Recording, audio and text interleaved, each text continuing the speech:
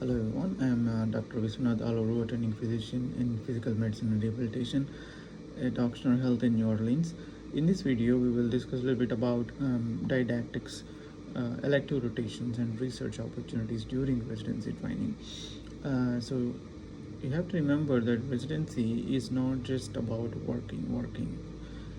It's actually training program. So that means that you are there not to just do your job and do your work under attendings or your program, but you're also there to learn. It's a learning experience. Okay, so that's why, because several of the residents, they have their certain goals, what they want to learn or what they want to take out from the program. Each and every like department program is different.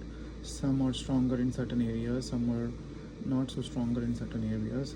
So that's why that's also very important. When you rank a program, you rank accordingly depending on what are your preferences, what you want to do, as you graduate from the program, what you want to learn from the program.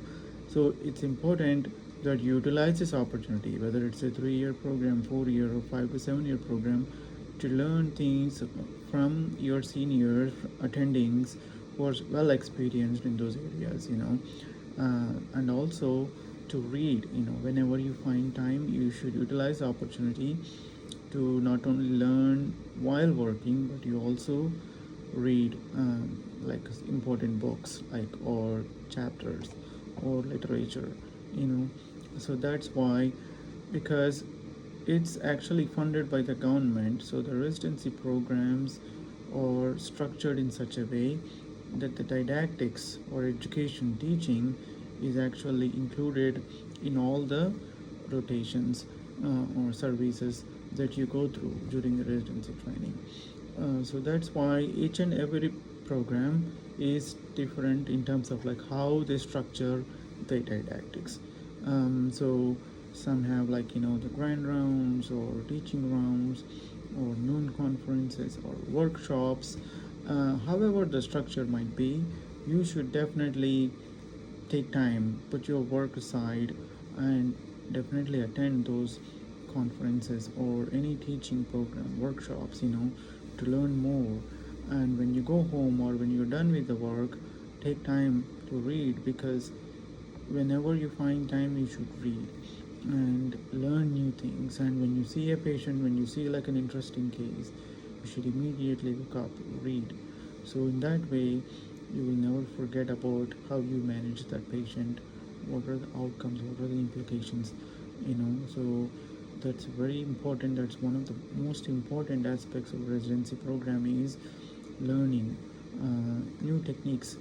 So you need a good mentor, like your senior attendings, your program director or leadership, to train you in a proper way, because they are well experienced in those areas.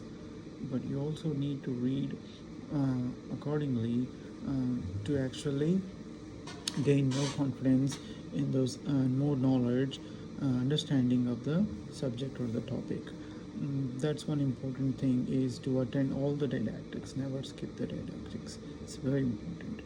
The next important thing is electives. Usually electives rotations are something that the residency program offers to their residents. Yeah, and also it varies from program to program. Some programs may have like a 1 month elective time. Some programs might have more than 1 month, like 2 months elective time.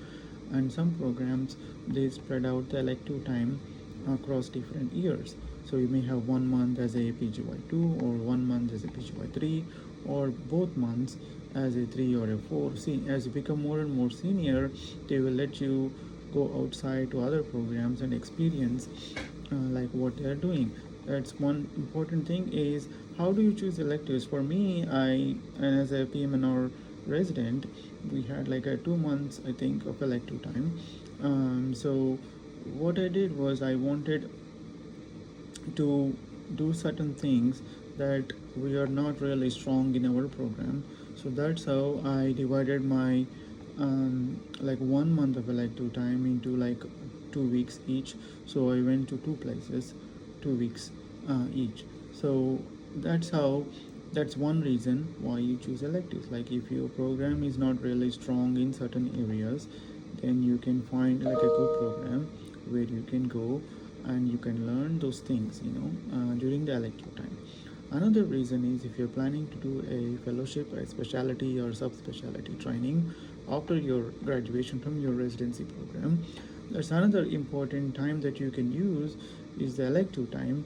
You can go to places, where you think you will learn or would be a good fit for your subspecialty experience or training.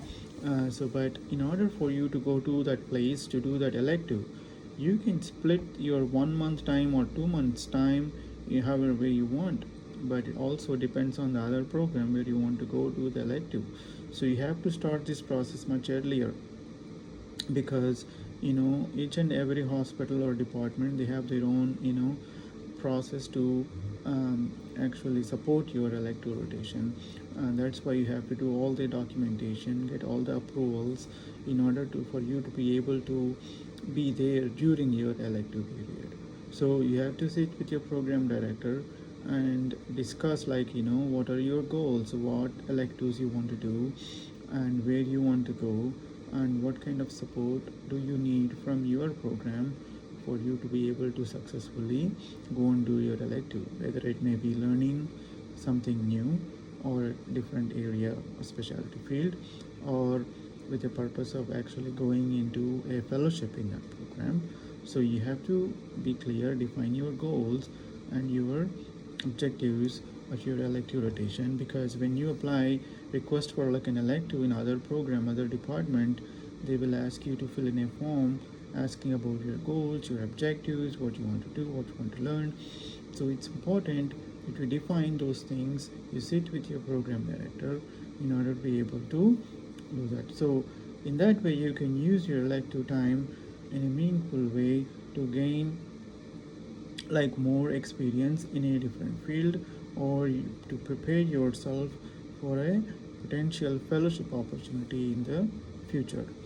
That's one reason or two reasons why you pick electives, right?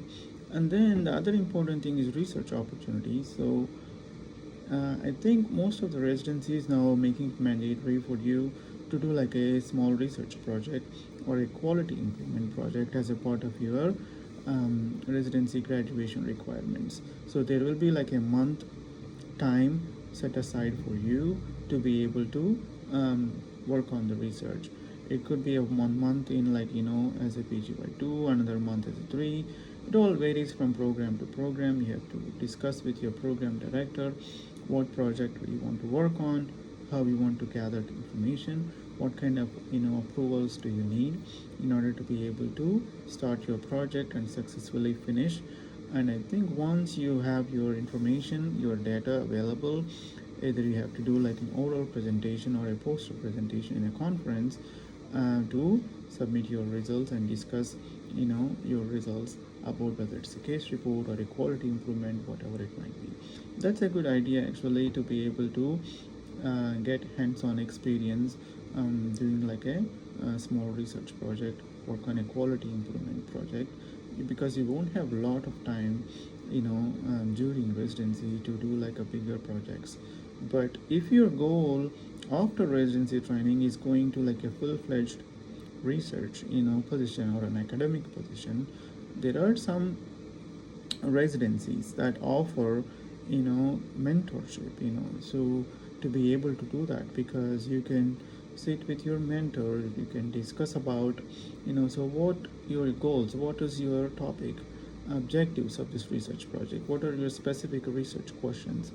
So you can use your idea, and along with the help of your mentor, to be able to apply for a research fellowship training grant.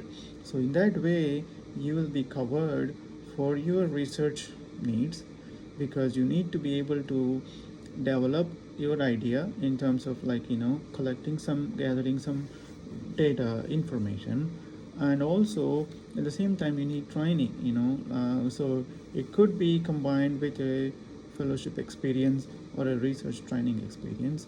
It might be like a 1 year grant or a 2 year grant or 3 year grant. You have to sit with your mentor discuss what you want to do, how do you want to take this time off during the residency or once you graduate from the residency training. So that's like a bigger goal, like a future project, future goal for your career training and career development program. So that's a bigger project that you have to discuss with your mentor. How do you want to take that goal forward?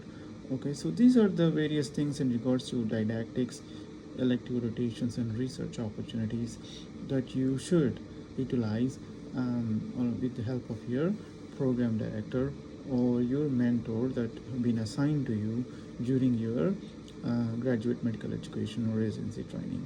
So with this, I'm going to end this video. We might have another video where I will discuss any topics that we did not go through during this long video series regarding US residency training and beyond, and then some closing remarks in my next video. Thank you all for watching my videos. I hope they are very helpful to you to successfully complete your residency training. I hope to see you all soon. Thank you. Bye.